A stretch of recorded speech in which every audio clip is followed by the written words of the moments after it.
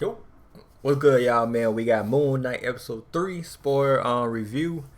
Third personality proving evil. Yeah, I saw that shit because even Steven and Mark was like, "Who is killing these motherfuckers?" You know what I mean? Like that was like, who killing this motherfucker? And I'm thinking like it might be a third personality. You know what I'm saying? And he's probably evil. You know what I mean? But we don't know yet, man. But hey, somebody doing it, and I thought it was kind of shoe. I don't know, it's him though, you know what I mean, type shit. It might be, it might not, or it might be their third personality they ain't discovered yet, you know what I mean, in the these, you know, coming up shows and shit. So hey, but episode 3, I give it 10 out of 10, you know what I'm saying? And I like it though. Let me know y'all like it, let me know the comment below. Like episode 3 if I did watch it, you know what I mean? But yeah, this is you know, breakdown, you know what I'm saying, y'all like these, man, so I'm gonna keep doing them, you know what I'm saying, type shit. But yeah, like, sub, and yeah, let's get it.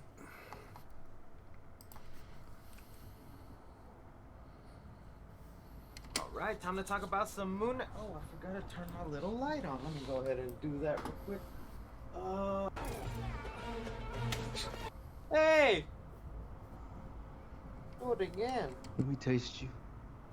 I'm dead, bro.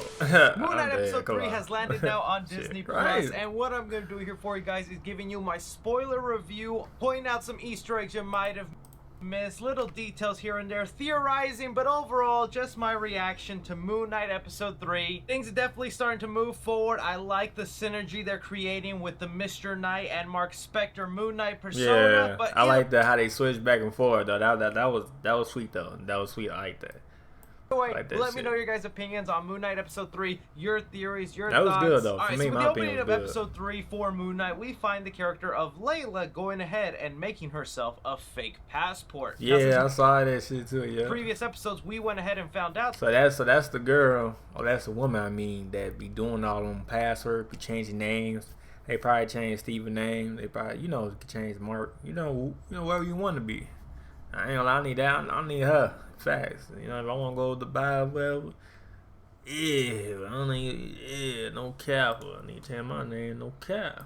That Layla and the Mark Spector side of Moon Knight did a bunch of adventures. We can assume this is the same person that was making yeah, facts. a bunch of the fake passports for Mark Spector. But during this conversation, we also get some interesting little tidbits about Layla where they mention her father and how she would call her his scarab. I think this is the show letting us know that Layla's father was also involved in researching Egyptian ruins and possibly even digging for stuff. And knowing the backstory of Mark Spector, that he got his powers at an Egyptian site, wouldn't be surprised if it's revealed they crossed paths. From there, after the Marvel title card sequence, They probably did type shit. Taken now to Egypt, where we see Harold and his followers using the scarab to locate Amit's tomb. This is all in hopes to resurrect Amit and fulfill his prophecy of making sure they can cleanse the world of evil, locating exactly where Amit's tomb is and beginning to dig. This is where we cut to Mark Spector following and chasing down some people that seem to be followers of Harrow. That should be noted for the people wondering why exactly he wouldn't change into its Moon Knight outfit. If they're following some things from the comics, it seems that he can only turn into Moon Knight at night.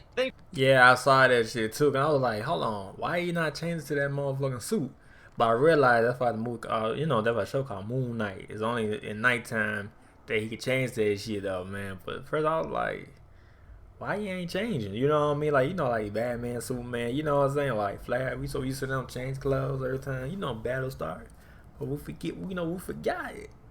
It's Moon Knight. Everything started at you know, at the nighttime, you know, when the moon start, you know what I mean, type shit. So yeah.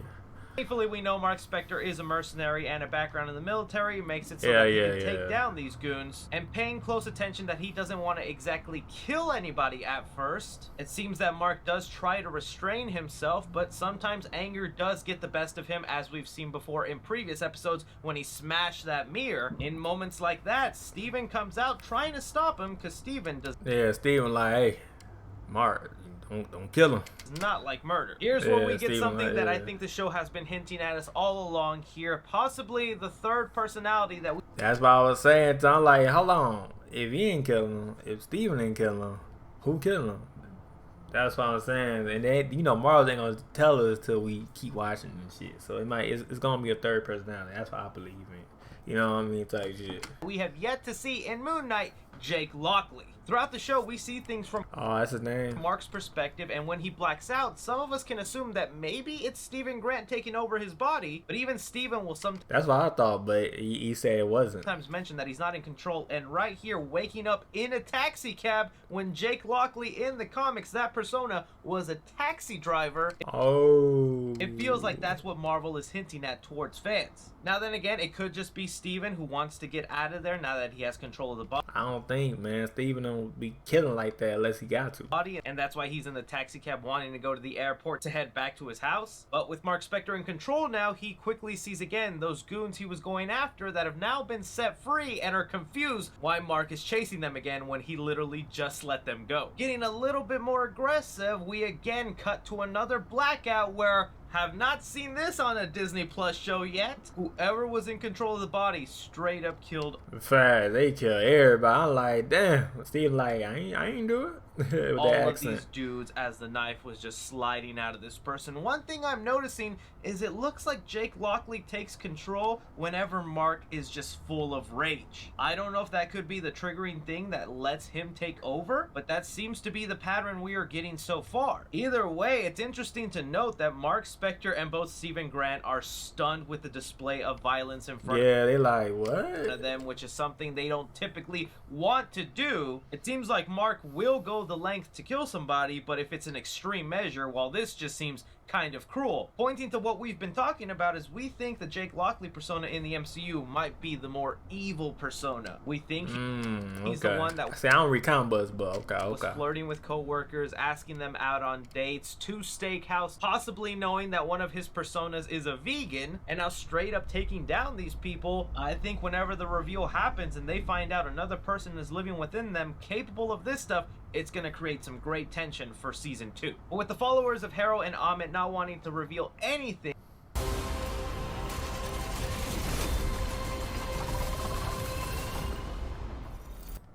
about their plans or their gravesite, instead they'd rather die, Mark speaks to Khonshu and says, well, would the other gods be okay with one just being resurrected? They must object to that. Can they help us here? And that's where Khonshu says it is possible, but we also face the risk of angering them and them punishing us. Here though, we find Mark entering the Pyramid of Giza, where he's gonna go ahead and meet the council of the Egyptian gods that once had a lot of power and say over Earth. A couple of things to note here, it seems that a lot of these gods use avatars, like Mark is the I didn't realize like different avatars and shit, because I was like, I thought it was just one, because you know I don't read comic books, you know what I mean, I'm just following along with the story, you feel me? So, but it's a lot of avatars. I ain't not know that. And she do love and some shit. I forgot. Avatar for Khonshu to go ahead and represent themselves on the council. Even more so when you realize each one of these avatars have their own powers, similar to like Moon Knight, but they come up with the age-old excuse, same as the Eternals. They prefer not to interfere with humankind and let them be because they stopped worshiping them long ago. Man, if we had a nickel for every time there was powerful people that decided not to do anything during the snap, we'd have a lot of nickels. It becomes very clear though during these sequences that Khonshu is not looked upon as the most favorable god and is in a lot of bad faith with them. Even more so whenever they try to bring up Harrow is doing something wrong and evil by summoning Amit. Harrow steps in and uses Mark's disorder against them, saying that this person is unwell and Khonshu is just taking advantage of a human on Earth, letting Harrow go free, and Khonshu being warned that if that was so stupid. Like, bro, clearly they lying, but they ain't do no investigation at all. For they just believe what he says, cause he got that voice, that tone. Like, hey, I'm not here. You know what I'm saying? He the apostle. You know, I'm like, bro, y'all can believe what he say? I'm like, okay, okay, motherfuckers, okay. They mess with them again, he could be imprisoned. Luckily, one of the avatars of the gods does feel bad for Mark, and that's what I was saying. Like, she know what's going on. That's what I was saying. That's why I vote with her though. Like, she knows what's going on and shit. Both of them kind of little look, you know what I mean? Like something's up. You know what I Wants mean? to give him advice on how to possibly find Amit, being tasked with looking for a map that will tell him exactly where it's buried. Here's then where we get again Mark just kind of roaming around the Egypt city, where we see him wearing a hat with a Chicago logo on it, but more meant to resemble the moon crest, and possibly even more hints to Jake Lockley, as he was someone that also wore hats in the comics. At this time though, Layla finally appears by his side, saying that he wants to help Mark in his mission. It's this conversation between them that reveals a lot of interesting stuff. It's something that we've kind of always known, that Mark has known about Steven having been existed and setting up this other life for him, that it could be separated from his own marriage and adventures as Moon Knight. But it seems pretty clear that neither of them know about the Jake Lockley persona, and that makes me curious to know, does Jake Lockley know about Steven and Mark? And if he does, shouldn't that also mean that Khonshu is aware of the Jake Lockley persona? Yeah, that's what I was saying. Kashi, I think Khonshu do know in a way though. I think he do. He gotta know. You know what I mean? Type shit. Persona, and why has he not mentioned it to Mark when it seems like Mark is his go-to for getting stuff done? Eventually arriving to the location they needed, Layla meets up here with one of her contacts, Anton Mogart. Now, a couple of things about this character. One, sadly, the actor portraying Anton Mogart passed away shortly after filming the show Moon Knight during a skiing accident. Oh, that was. Oh, I heard something about that. That was him. That was this dude right here. Oh shit. Damn, that's sad though. That's sad. Which is why you get an in memory of at the end of this episode to that actor. Oh, I ain't gonna say I ain't look at the end part, cause you know. That's really sad to hear about that yeah. actor, especially when he's playing a good, well-known Moon Knight villain called Midnight. Now, Midnight in the comics usually has kind of like this all-black attire, and was someone who was frequent for stealing art and gallery paintings that were very expensive. In fact, one of the reasons he was called Midnight is because he always struck at midnight. That's when he did most of his crimes. There's no rumor or word yet if the actor will actually suit up somewhere in the series as Midnight. He does kind of leave an ambiguous end at the end of this episode, whether he died by the hands of Moon Knight or he was just badly injured. I'm gonna imagine they're just never gonna bring that character back up with the passing of the actor. But with Mark here kind of inspecting this tombstone and looking for the map that can give them an idea where Amit is, here's where we start to see some of the smooth transitions between Mark and Steven Grant that I love to see. This is the kind of stuff why I'm happy they changed it from the comics. This creates a really nice complex setting where you have Mark, who is the muscle, but he has no idea about this archaeology or astrology stuff, things that Steven does know about and can be very helpful. It just sucks having to give control over to that person and be stuck in the body, especially when things start to go down with Harold showing up and the men of Mogart attacking both Layla and Mark. This is where we get some really great sequences here of Moon Knight doing classic stuff from the comics, like one, his cape is just pulled right out of sequences from Cutting your burrito? You're such a Virgo. And you have serious Libra vibes. from the comics, even as far as him just throwing random gadgets. It was a really cool sequence to go down, and I know, again, some people are complaining every time Mr. Knight shows up, but I feel like it's almost a good little balance here. Because at the moment that Mr. Knight shows up is right when Mark was about to kill another individual, and that's something Steven just doesn't want to happen. That's where we see him pop up, try to go ahead and reconcile with the goons. He said, time out.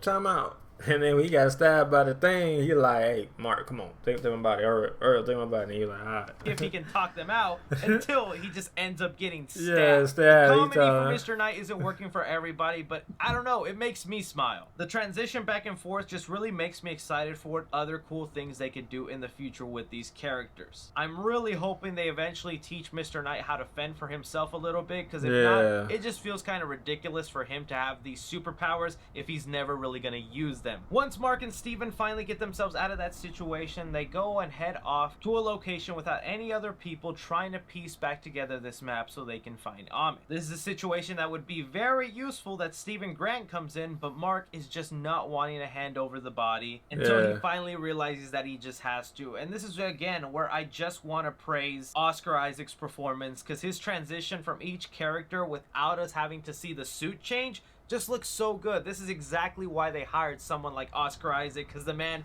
is just he'll so get as actor though. For this role, he'll get as actor though, no cap. talented. Eventually figuring out that the map is a constellation map where the stars are going to be the things that tell you where Amit is buried. Unfortunately, since the stars do move every couple thousands of years, it's hard to pinpoint exactly where Amit is located. This is then where we get a beautiful scene with Khonshu going ahead and setting back the stars all the way to what they looked like that night, that I'm sure the entire world was freaking out wondering what the heck is going on. Yeah. Sadly though, the gods would consider this as more meddling and would punish Khonshu for messing with mankind without his permission and imprisoning him. Now this is kind of interesting to me because even in the comics there are times where Khonshu is sort of locked away or taken to another spot where he's not bothering Moon Knight, and Mark was just left to do his own thing, still having the Moon Knight powers. Here in the MCU they're making it so if Khonshu is not there by his side or he's trapped away somewhere else, he's not able to use his abilities. I was really thinking that by the end of the season something would happen to Khonshu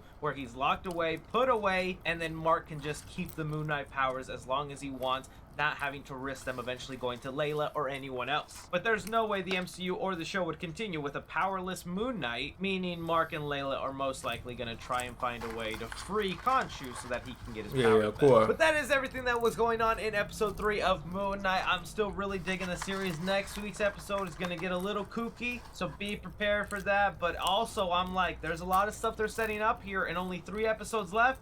They need to pick up the pace, man. That seems to be the main problem with these Marvel shows. Can they stick the ending and the landing? Hopefully, because this show's been pretty good so far. Let me know your guys' opinions. Don't forget to like, subscribe, follow me on Twitter at 3CFilms or on TikTok at 3CFilms. But as always, I'm Chris.